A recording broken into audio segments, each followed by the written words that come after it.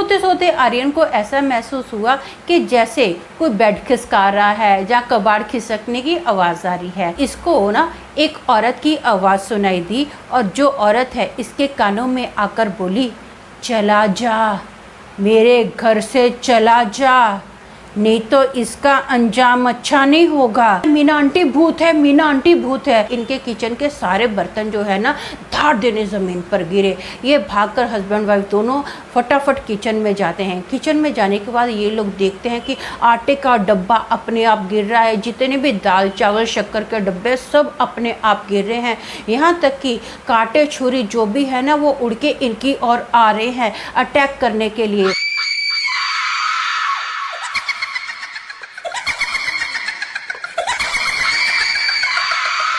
Hello दोस्तों, मेरा नाम अमन है। मैं आप सभी के मनपसंद यूट्यूब चैनल कहानी रंगमंच में आपका स्वागत करती हूं। उम्मीद करती हूं कि आप सभी अच्छे और स्वस्थ होंगे। इसी तरह की वीडियो देखने के लिए आप मेरे चैनल को सब्सक्राइब कीजिए और हाँ, बेल आइकन को दबाना मत भूलना ताकि आपको आने वाले वीडियो के नोटिफिकेशंस मिलते रहें। तो चलिए शुरू करते हैं आज का भयानक किस्सा।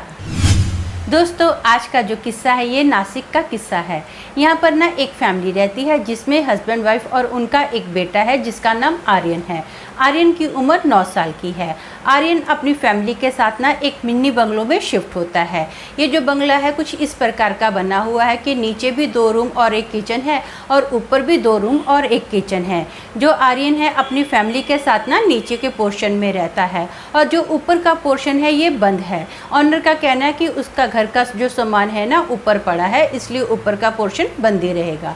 तो ये लोग बोलते हैं ठीक है। अब ना आर्यन की पड़ोस में एक आंटी रहती है। वो जो आंटी है उसका नाम मीना आंटी है। मीना आंटी आर्यन को बहुत ज़्यादा प्यार करती है। आते जाते अक्सर ना वो आर्यन से बात करती है, बातों बातों में प्यार प्यार से अभी इसकी गालें भी खींच देती है। मीना आंटी की और आर्यन की ना बहुत अच्छे से बनती है। इनकी ना गली में 10 मिनट की दूरी पर ही एक मैदान है। अक्सर जो बच्चे हैं ना वहाँ पर खेलने के लिए जाते हैं। आर्यन को यहाँ पर शिफ्ट हुए कम से कम 15 या 20 ही दिन हुए हैं, लेकिन जो आर्यन है ना ये बहुत ही मिलनसार बच्चा है। इसकी सबसे दोस्ती हो जाती है। जितने भी अभी गली के बच्चे हैं ना ये मैदान में खेलने के लिए जाते हैं और लगभग रात के 8 बजे ये लोग अपने अपने घरों में आ जाते हैं। एक बार ना आर्यन स्कूल से अपने घर पर लौटा और खाना वगैरह खाया और ना आराम से अपने बेड पर सो गया।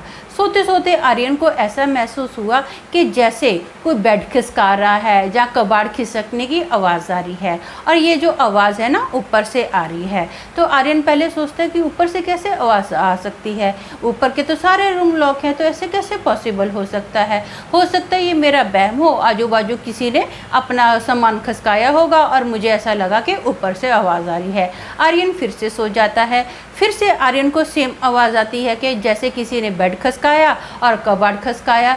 ये फिर से ऊपर से आवाज़ आई है। तो आर्यन सोचता है कि चलो एक बार ऊपर जाके देख तो लेता हूँ। अब आर्यन सीढ़ियों से ऊपर जाता है और देखता है कि दोनों दरवाजे जो है ना लॉक पड़े हैं, ऊपर कोई भी नहीं है। तो इसको थोड़ा अजीब लगता है कि ऐसे कैसे हो सकता है। ये नीचे आता है और बेड पर जस्ट लेटा ही ना तो इसको ना एक औरत की आवाज़ सुनाई दी और जो औरत है इसके कानों में आकर बोली, चला जा, मेरे घर से चला जा, नहीं तो इसका अंजाम अच्छा नहीं होगा।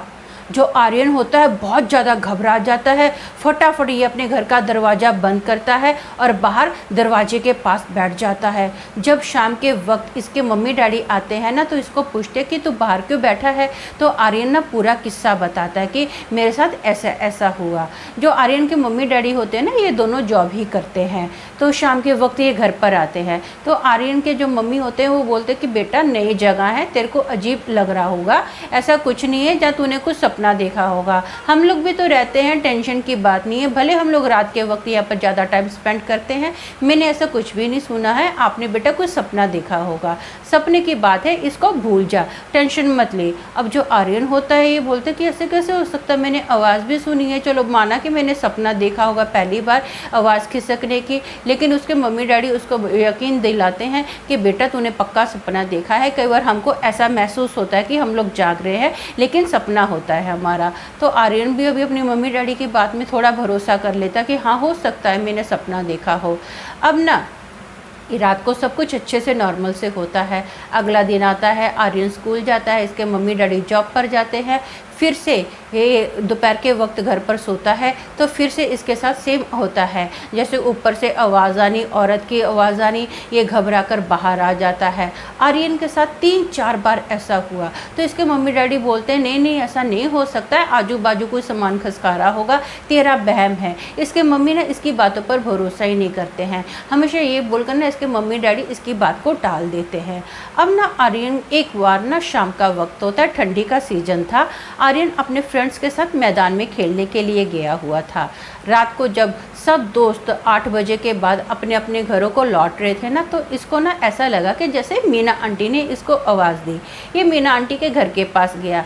जो मीना आंटी थी ना, उसके घर का जो दरवाज़ा था बंद था और जो आंटी मीना आंटी थी वो घर के दरवाजे के पास ही बैठी थी। वो आर्यन को बोलती है, और आर्यन कैसा है, आजकल नज़र नहीं आ रहा है, क्या है हालचाल भी तेरा पूछने के लिए तो मुझे दिखाई नहीं देता है, हाँ बात ही नहीं तेरे से होती है। जो मीना आंटी होते हैं ना, आर्यन को अपने पास बिठाती है, इससे बातें करती है, बातों बातों में इसकी गाल भी खींचती है और ना हंसना स्टार्ट कर देती है। अब आर्यन भी जो होता है वो मीना आंटी से बात करके हंस रहा होता है। हंसते हंसते आर्यन देखता है कि जो मीना आंटी है ना, इसका जो फेस है अजीब सा हो गया है।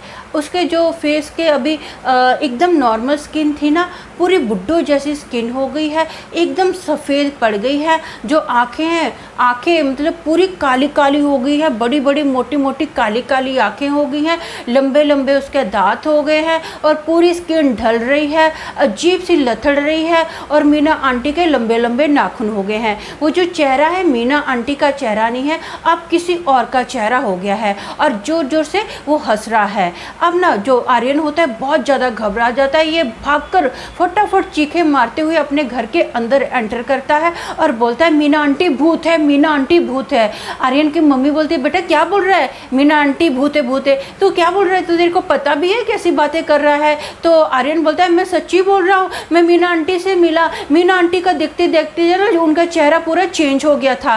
तो अभी आर्यन की मम्मी बोलती है, ऐसे कैसे हो सकता है, जब मैं शाम को ऑफिस से आ रही थी ना अपने घर पर, तो मीना मुझे मिली थी, वो अपने घर को लॉक कर रही थी और उसी ने मुझे बताया था कि वो अपने एक रिश्तेदार के घर पर कुछ दिन के लिए रहने जा रही है। मीना तो घर पर है ही नहीं है, तो तू कौन सी मीना को मिल के आ गया है। तो ये बोलते फिर मुझे नहीं पता है, मैंने सच में देखा था, एक मीना आंटी जैसी औरत थी, उसने मुझे बुलाया और बाद में वो भूत बन गई। तो इसके मम्मी को थोड़ा अजीब लगता है कि ये मेरा बच्चे के साथ हो क्या रहा है। कभी ये डर जाता है, अब बोल रहा है मीना आंटी भूत है। तो इसकी मम्मी ने इसको प्यार से दिलासा दिलाती है, गले लगाती है और इसकी मम्मी इसको बोलती है कि बेटा इतनी रात को घर पर मत आया कर, ज़्यादा से ज़्यादा तू 7 बजे तक खेला कर, इससे ज़्यादा लेट मत होया कर। तो ये बोलता है ठीक है। अब इसकी मम्मी इसको बहुत प्यार से सहलाती है, अपने हाथों से खाना भी खिलाती है और ये अपने रूम में सोने के लिए चला जाता है। सोते सोते ना अभी ये तो सो ही रहा है, लगभग 12:30 बजे का टाइम होगा। तो इसके आर्यन के मम्मी डैडी को ऐसा लगता है कि जैसे कोई सामान खिसका रहा है। ये लोग बाहर आके देखते हैं तो घर का जो सारा सामान है एकदम नॉर्मल पड़ा हुआ था। सोफ़ा भी अच्छे से पड़ा हुआ है, कबाड़ भी अच्छे से पड़ा हुआ है, किसी चीज़ की खिसकने की आवाज़ नहीं आ रही है अब, और ना ही कोई चीज़ इधर से उधर हुई है। फिर से इनको ऐसा लगता है कि कुछ सामान खिसका रहा है, लेकिन अब की बार ये जो आवाज़ है ना ऊपर से आ रही है और बहुत ज़ोर ज़ोर से आ रही है। तो हस्बैंड वाइफ दोनों डिसाइड करते हैं कि ऐसा करते हैं, हम लोग ऊपर जाके देखते हैं कहीं कोई चोर वगैरह तो नहीं आ गया है जो सामान ऐसे अजीब सा खिसकाया जा रहा है। ये लोग ऊपर जाते हैं, रूम के बाहर देखते तो दोनों रूम लॉक होते हैं। ये लोग नीचे आ जाते हैं, डिस्कस करते कि ऐसा कैसे हो सकता है, सामान खिसकाने की आवाज़ हम दोनों ने 2 बार सुनी है, लेकिन ऊपर के रूम तो लॉक हैं, चोर वगैरह कैसे घुस सकता है। अब ना ये सारी बातें करते करते जस्ट अपने रूम में एंटर ही हुए थे तो इनको ना किचन से आवाज़ आती है, जैसे इनके किचन के सारे बर्तन जो है ना धाड़ देने ज़मीन पर गिरे। ये भागकर हस्बैंड वाइफ दोनों फटाफट किचन में जाते हैं। किचन में जाने के बाद ये लोग देखते हैं कि आटे का डब्बा अपने आप गिर रहा है, जितने भी दाल चावल शक्कर के डब्बे सब अपने आप गिर रहे हैं, यहाँ तक कि कांटे छुरी जो भी है ना वो उड़ के इनकी ओर आ रहे हैं अटैक करने के लिए। ये लोग क्या करते हैं, फटाफट ना अब किचन का दरवाज़ा बंद करते हैं। बंद बंद करने के बाद ना इनको एक औरत की ज़ोर ज़ोर से हंसने की आवाज़ आती है। अब ना ये लोग दोनों को याद आता कि आर्यन अपने रूम में अकेला है। ये लोग ना भाग के जाते हैं और बोलते हैं आर्यन आर्यन तो ठीक है। जो आर्यन होता है ना वो अपने बेड पर लेटा हुआ होता है, उसकी आंखें खुली हुई होती है, वो ना बस एक बुत की तरह लेटा हुआ है। और ये उसके मम्मी डैडी उसके पास जाते हैं, आर्यन आर्यन ऐसा बोलते हैं ना, तो आर्यन जो है ना कुछ नहीं बोलता है, सीधा हाथ से इशारा करता है छत की ओर। जब आर्यन के मम्मी डैडी देखते हैं ना तो वो पाते हैं कि छत पर एक औरत जो है ना वो लटक रही है। उसकी जो पीठ है छत पर लगी हुई है और उसका जो फेस है ना जहाँ पर आर्यन लेटा हुआ है एग्जैक्ट उसके बाजू में उसका फेस है।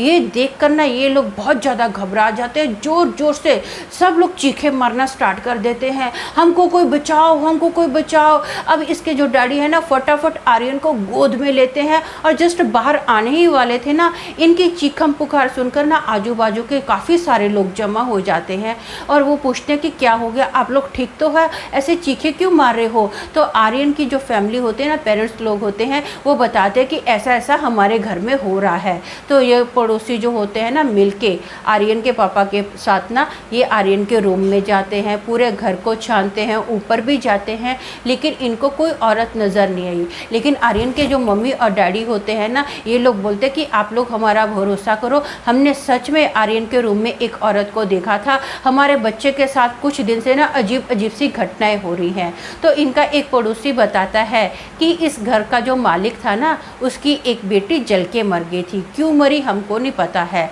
लेकिन कुछ ही दिन के बाद ना उन लोगों ने ये घर खाली कर दिया था और आप लोग भाड़े पर रहने के लिए आगे हो, तो हो सकता है उसकी बेटी की जो आत्मा है इस घर में भटक रही हो। अब ये बात सुनकर सब लोग डर जाते हैं, आर्यन की फैमिली और आर्यन ये लोग सोचते हैं कि क्या करें, हम लोग इस घर में तो ऐसे रात नहीं बिता सकते हैं, हमारी जान को खतरा है। तो ये ना अपने पड़ोसियों की मदद मांगते हैं कि हमको प्लीज़ एक रात सोने के लिए दे दो, बाद में हम लोग सुबह जल्दी ही अपना कोई और बंदोबस्त कर लेंगे। तो इनके जो पड़ोसी होते हैं वो बोलते हैं ठीक है।